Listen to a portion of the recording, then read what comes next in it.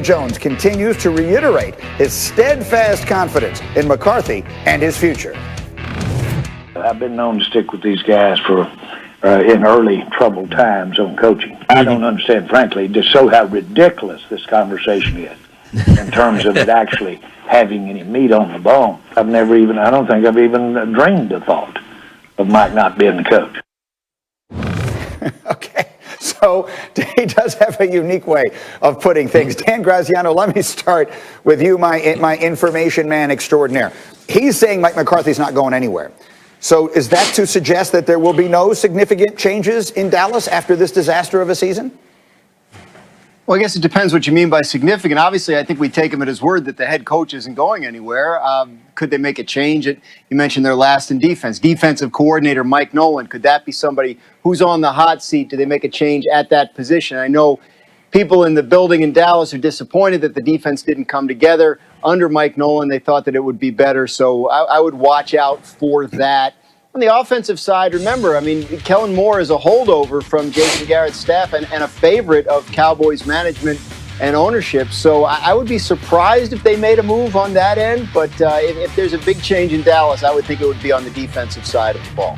All right. And so then, Domonique, pardon me, let me come to you. I noticed your skeptical expression as we were listening to Jerry Jones. What was that face for? So, first of all, this job feels like it is too big for Mike McCarthy. Like that motorcycle on the cover of Purple Rain looks like it's too big for Prince. He doesn't seem to be able to handle this job at the time. And Dan is right. Dan is right about that defense. That defense is really bad. That defense stinks like earring backs. So I'd be surprised if Mike Nolan comes back. There's no good reason to bring him back. And the last thing I wanted to say is Dak Prescott really should have some say in this decision because they decided not to extend Dak Prescott and give him a big contract. They franchise tagged him. So now Dak is in a position where he could choose to leave or go somewhere else or potentially pressure a trade or wait till he gets to free agency. That was a mistake, but that gives him so much power in this situation that I think he has to be on board for whatever coach they keep or decide to bring in. So if I was Jerry Jones, rather than going on the radio, I would go to Dak Prescott's house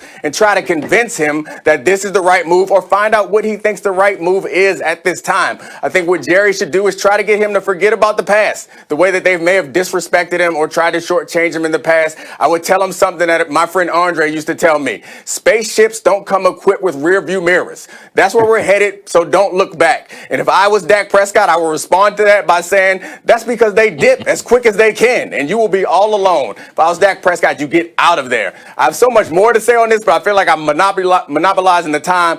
I'll let Damian say something before I dominate this whole Dak Prescott segment. Yeah. So D. Wood, let me come to you on that thought, because while we would not expect Jerry Jones to consult with Dak on this decision, Dak really will have much to say about it in the way of his actions, right? He holds the cards in this situation. If he doesn't like it, there are things he can do about it. Green, it's time to blow this joint up, man. Take some TNT to this thing and blow this thing up. I'm going to just tell you, drop one bomb in here and it's going to be over. The Dallas Cowboys, since Dak Prescott been out, have the worst offense in the league. Think about that. The Dallas Cowboys with Amari Cooper, Michael Gallup, CeeDee Lamb, Zeke Elliott, they have a worse offense than your New York Jets, Greenie. That's bad, okay? So this whole Mike McCarthy, with Jerry Jones talking, it's so preposterous. Hell, if you got an offense worse than the Jets since your quarterback went down, and with a capable backup, we got problems, Jack. I think that's actually a point. It's a point well taken, because he's not just a capable backup. He's a backup who I think was the best backup, or certainly the most ready to step in and win games of any in the NFL this season. So, Domonique, does that make sense to you? We can talk about how he doesn't want to pay 2 coaching staffs, but he does have a team that's worth $5 billion.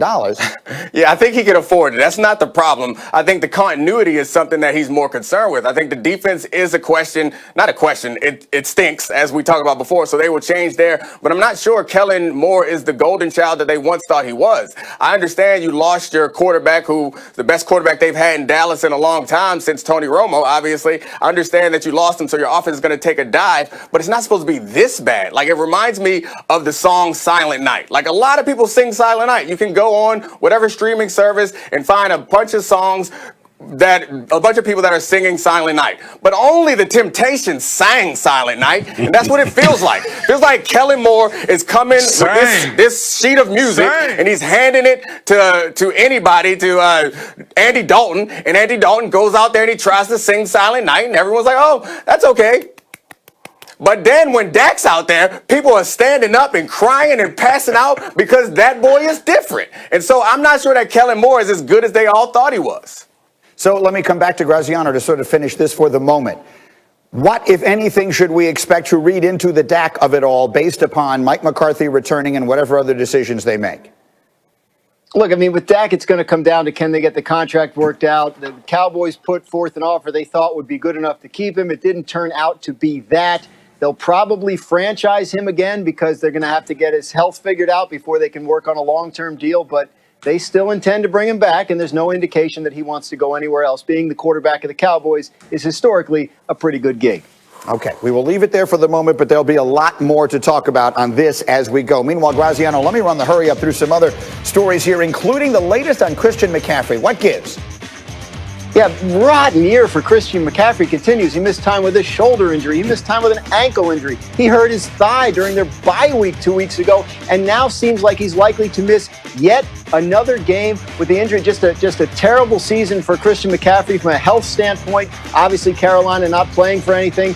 They say they'll bring him back if he is healthy, but with 3 games left to go, you do have to wonder if it's just about next year for Christian McCaffrey. Henry Ruggs, the Las Vegas rookie wide receiver, has been placed on the COVID-19 reserve list. Las Vegas game is tomorrow night against the Chargers. That means Henry Ruggs will miss that game. The Raiders look like they will be shorthanded on defense, too. They might be without Jonathan Abram. Cleveland Farrell could be a rough night for the Raiders in a game they absolutely need to win. And this is an interesting note. In Tampa Bay, the Buccaneers put their kicker, their punter, and their long snapper on the COVID-19 reserve list. That's the entire special teams battery. It depends on whether they are close contacts, in which case they could be back after 5 days, or whether any of them tested positive, in which case they would have to miss the game this weekend. That is why the Buccaneers have kicker Greg Joseph on their practice squad and used one of their 4 weekly practice squad protections on him this week because they know they might need to activate him for the game. A uniquely 2020 note regarding personnel and special teams there, Greeny. Yeah, they play Atlanta. I was going to say exactly that. There could be nothing more 2020 than the kicker, the punter, and the holder all being on the COVID list. All right, Graziano, stay with me because it was also